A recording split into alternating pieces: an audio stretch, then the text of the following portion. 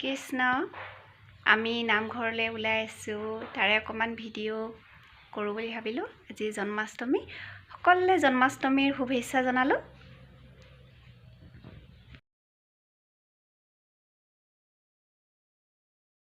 কৃষ্ণ, এয়া আমাৰ নামঘৰৰ মণিকূট। নামঘৰত শৰাই সজাবৰ বাবে মাহ প্ৰসাদ সাজু কৰি থোৱা আছে। এয়া আমাৰ চুন আৰু মই, মা পাপাহঁত আমি আহি পালোহি।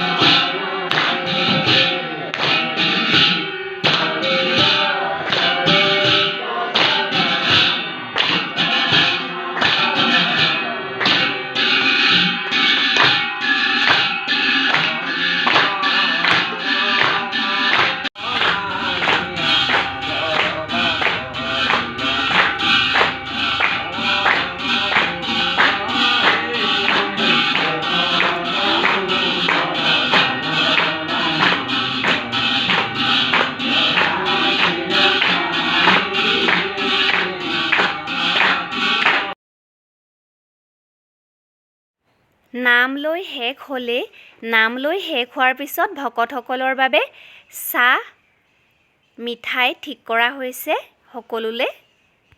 সকলো ভকতে চাহ খাই লওঁ বুলি ক'লে প্ৰথমতে। তাৰপিছত আছে প্ৰতিযোগিতা, বক্তৃতা আছে আৰু বৰগীত, প্ৰাৰ্থনা। কণ মইনাহঁতে বৰগীত, প্ৰাৰ্থনা, বক্তৃতা দিব। সেইকাৰণে চাহ মিঠাই যোগাৰ কৰা হ'ল। প্ৰতিযোগিতা শেষ হোৱাৰ পিছতহে মাহ প্ৰসাদ ভাগ কৰা হ'ব। এয়া আমি সকলোৱে এনেদৰে বহি আছোঁ। আমাৰ চুন আৰু সোণপোনাও প্ৰতিযোগিতাত যোগ দিব।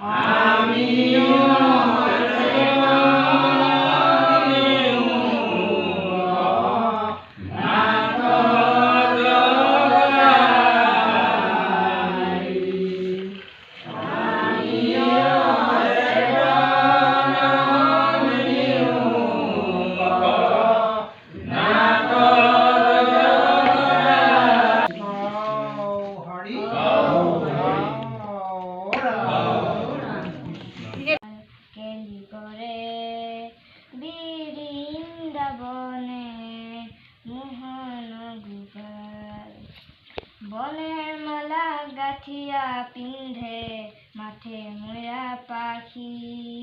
বনেৰ মালা গাঠিয়া পিন্ধে মাথে মূৰাৰ পাখি।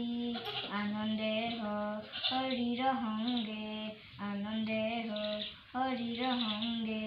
শিৰে ধেনু ৰাখি কেলি কৰে বৃন্দাবনে।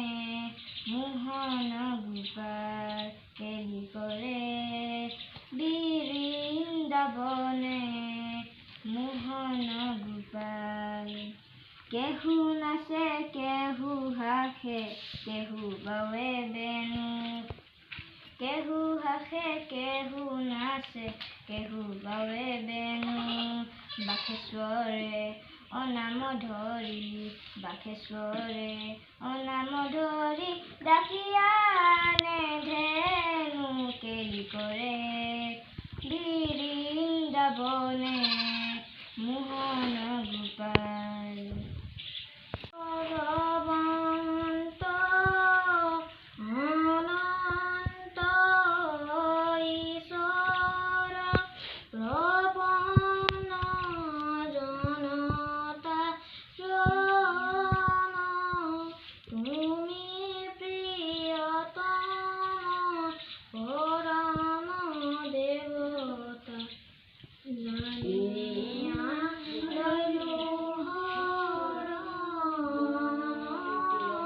তুমি প্ৰিয়তম পৰম দেৱতা জানিয়া ললো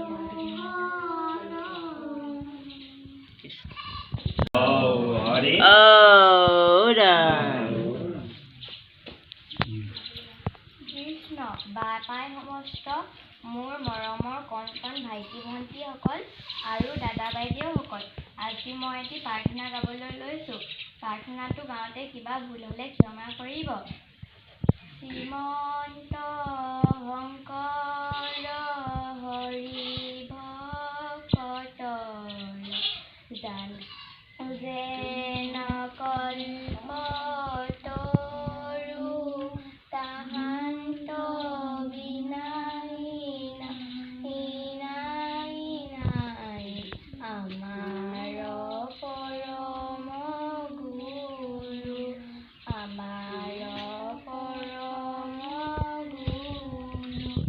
কৃষ্ণ হৰি হৰি ৰাম এতিয়া কোন মদন্য দীপশিখা আছে কৃষ্ণ হৰি হৰি ৰাম ৰাম কৃষ্ণ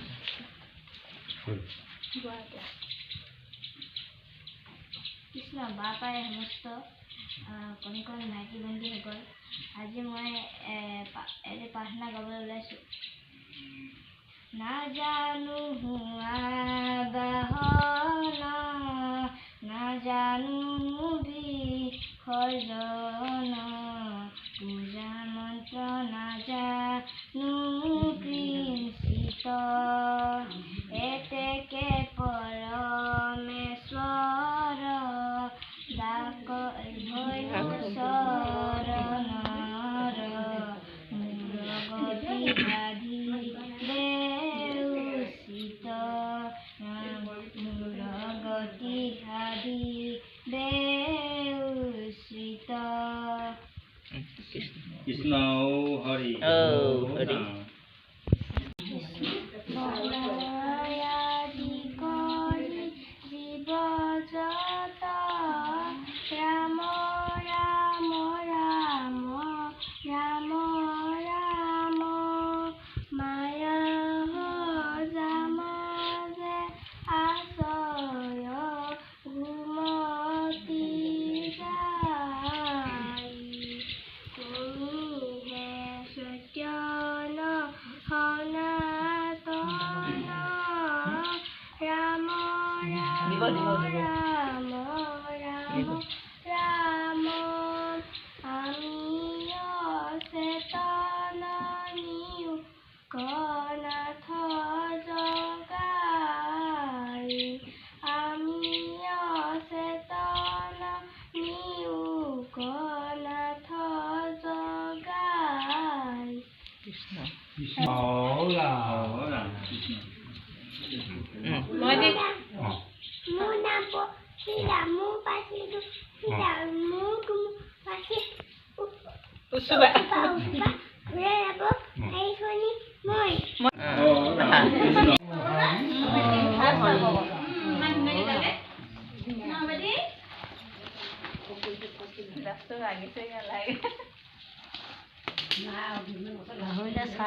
শ্ৰীমন্ত শংকৰতো জানা নাটো গাই দিব লাগে কৃষ্ণ বাপাই সমস্ত মোৰ মৰমৰ কণ কণ ভাইটি ভণ্টিসকল আৰু দাদা বাইদেউসকল আজি মই কৃষ্ণৰ বিষয়ে দুআষাৰমান ক'বলৈ লৈছোঁ। কিবা ভুল হ'লে ক্ষমা কৰিব। কৃষ্ণ ভগৱানৰ অষ্টম অৱতাৰ ভাদ মাহৰ কৃষ্ণপক্ষৰ অষ্টমী তিথিত ভগৱান কৃষ্ণৰ জন্ম হৈছিল। সেইকাৰণে এই দিনটো আমি সকলোৱে জন্মাষ্টমী পালন কৰোঁ। উগ্ৰসেন ৰজাৰ পুত্ৰ আছিল কংস, যিয়ে নিজৰ দেউতাকক ৰাজপদৰ পৰা আঁতৰাই নিজে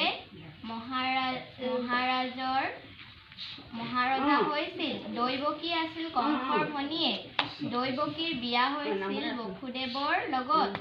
ভনীয়েক দৈৱকীক বসুদেৱলৈ বিয়া দিওঁতে বসুদেৱৰ ঘৰলৈ থবলৈ গৈ থাকোঁতে মাজবাটতে কংসই আকাশৰ পৰা আকাশবাণী শুনিছিল।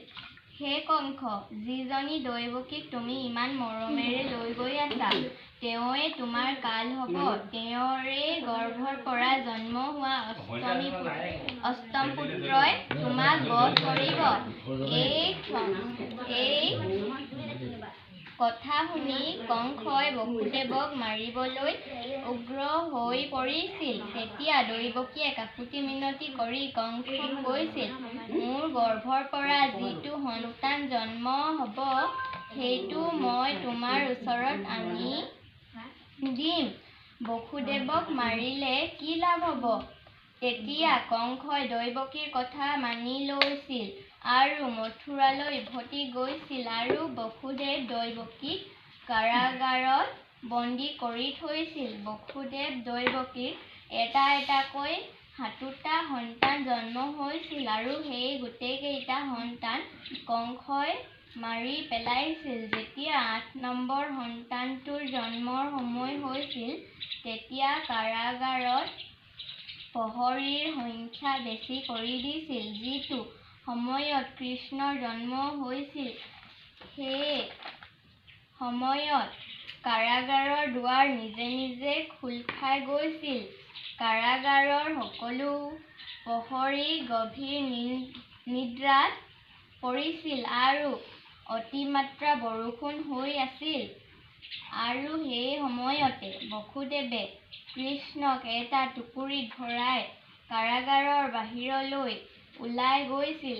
কাৰাগাৰৰ পৰা বাহিৰ ওলায়ে বসুদেৱে কৃষ্ণক গকুললৈ লৈ গৈছিল। তাতে তেওঁ কৃষ্ণক যশোদা আৰু নন্দৰ হাতত তুলি দিছিল। আৰু যিটো সময়ত কৃষ্ণৰ জন্ম হৈছিল, ঠিক সেই সময়তে যশোদাৰ এজনী কন্যা সন্তান জন্ম হৈছিল।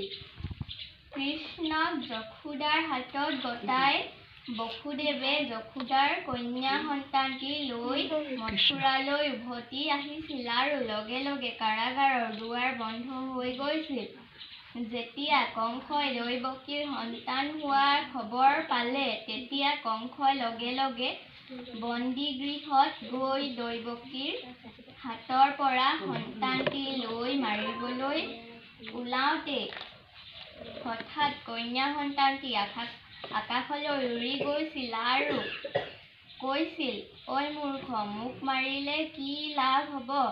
তোক মাৰিব লগাজন বৃন্দাবন পালেগৈ। তেওঁ অতি সোনকালে তই কৰা পাপৰ দণ্ড দিব। ইয়াকে কৈ মই মোৰ বক্তৃতা সামৰণি মাৰিলোঁ। কৃষ্ণ কথা। কৃষ্ণ